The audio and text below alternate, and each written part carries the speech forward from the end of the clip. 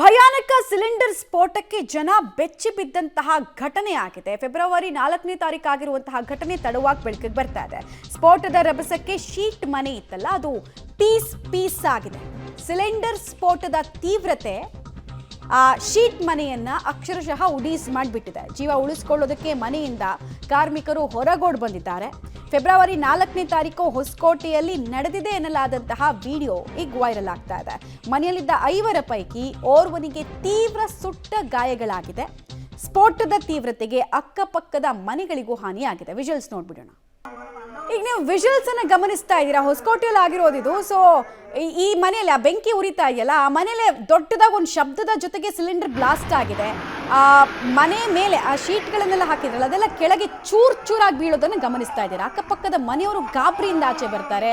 ಪ್ರಾಣ ಉಳಿಸ್ಕೊಳ್ಳೋದಕ್ಕೆ ಕಾರ್ಮಿಕರು ನೋಡಿ ಒಂದು 5-6 ಜನ ಇದ್ರು ಆ ರೂಮಲ್ಲಿ. ಆ ಇನ್ಸಿಡೆಂಟ್ ಆಗಬೇಕಾದ್ರೆ ಎಲ್ಲರೂ ಜೋರಾದ ಸಪ್ಪಳದೊಂದಿಗೆ ಆಚೆ ಓಡ್ ಬರ್ತಾರೆ, ಜೀವ ಉಳಿಸ್ಕೊಳ್ಳೋದಕ್ಕೆ ಒದ್ದಾಡ್ತಾರೆ. ಅಷ್ಟರಲ್ಲಾಗಲೇ ಒಬ್ಬನಿಗಂತೂ ಬಹಳ ಗಂಭೀರವಾಗಿ ಗಾಯಗಳಾಗಿರೋದು ಗೊತ್ತಾಗ್ತಾ ಇದೆ.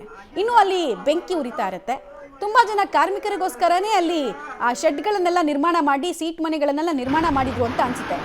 ನೋಡಿ, ಅಲ್ಲಿ ದೊಡ್ಡ ಶಬ್ದದ ಕೆಲವೇ ಸೆಕೆಂಡ್ನಲ್ಲಿ ಆ ಮನೆ ಮೇಲಿದ್ದಂತಹ ಶೀಟು ಚೂರಾಗಿ ಉರುಳು ಬೀಳುತ್ತೆ.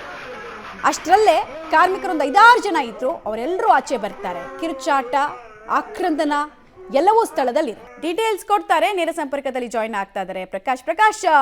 ಈ ಶೆಡ್ ರೀತಿ ಇದ್ದಂತಹ ಮನೆಗಳೇನು ಕಾರ್ಮಿಕರು ಇರೋ ಪರ್ಪಸ್ಗೋಸ್ಕರ ನಿರ್ಮಾಣ ಮಾಡಿದ್ದ, ಏನ್ ಕತೆ, ಮತ್ತೆ ಯಾವ ಕಾರಣಕ್ಕೆ ಸ್ಫೋಟ ಆಗಿರೋದು ಅಂತ, ಗ್ಯಾಸ್ ಲೀಕೇಜಾ, ಶಾರ್ಟ್ ಸರ್ಕ್ಯೂಟಾ, ಏನು ಅನುಮಾನಗಳು ವ್ಯಕ್ತ ಆಗ್ತಾ ಇದೆ, ಮತ್ತೆ ಗಾಯಗೊಂಡ ವ್ಯಕ್ತಿಯ ಸ್ಥಿತಿ ಈಗ ಹೇಗಿದೆ? ಮುಖ್ಯವಾಗಿ ಇದು ಫೆಬ್ರವರಿ 4ರಂದು ನಡೆದಿದೆ. ಜೊತೆಗೆ ಹೊಸಕೋಟೆಯ ಭಾಗದಲ್ಲಿ ಈ ಒಂದು ಘಟನೆ ಆಗಿದೆ ಅಂತ ಹೇಳಲಾಗ್ತಾ ಇದೆ. ಆದರೆ ಇವರಿಗೂ ಕೂಡ ಹೊಸಕೋಟೆಯ ಒಂದಿಷ್ಟು ಪೊಲೀಸ್ ಠಾಣೆಗಳಲ್ಲಿ ಯಾವುದೂ ಕೂಡ ದೂರು ದಾಖಲಾಗಿಲ್ಲ.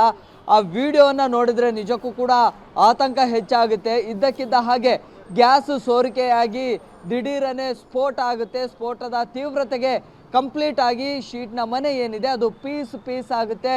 ಒಳಗಡೆ ಇದ್ದಂತಹ ಒಂದು 5 ಹೊರಗಡೆ ಓಡಿ ಬರ್ತಾರೆ. ಅದರಲ್ಲಿ ಓರ್ವ ವ್ಯಕ್ತಿ ಸಂಪೂರ್ಣವಾಗಿ ಬಟ್ಟೆ ಎಲ್ಲವೂ ಕೂಡ ಸುಟ್ಟಿರುವಂತಹ ಸ್ಥಿತಿಯಲ್ಲಿರ್ತಾರೆ. ಕೂಡಲೇ ಆತ ಕೂಡ ಹೊರಗಡೆ ಬರ್ತಾನೆ.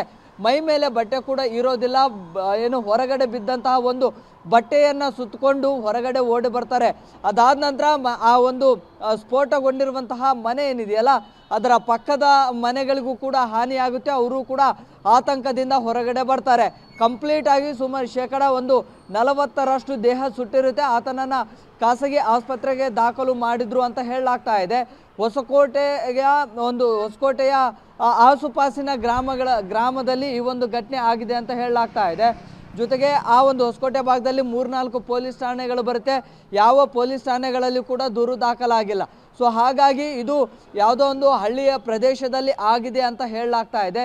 ಆದರೆ ಆ ವಿಡಿಯೋವನ್ನು ನೋಡಿದಂಥ ಸಂದರ್ಭದಲ್ಲಿ ಆ ಸ್ಫೋಟದ ತೀವ್ರತೆ ಜೊತೆಗೆ ಅದರ ಒಂದು ಭೀಕರತೆ ಎಷ್ಟರ ಮಟ್ಟಿಗಿತ್ತು ಅನ್ನುವಂಥದ್ದು ಸ್ಪಷ್ಟ ಆಗುತ್ತೆ. ಈಗಾಗಲೇ ಈ ಒಂದು ವಿಡಿಯೋ ಈಗ ಎಲ್ಲ ಸೋಷಿಯಲ್ ಮೀಡಿಯಾಗಳಲ್ಲಿ ಕೂಡ ವೈರಲ್ ಆಗ್ತಾ ಇದೆ.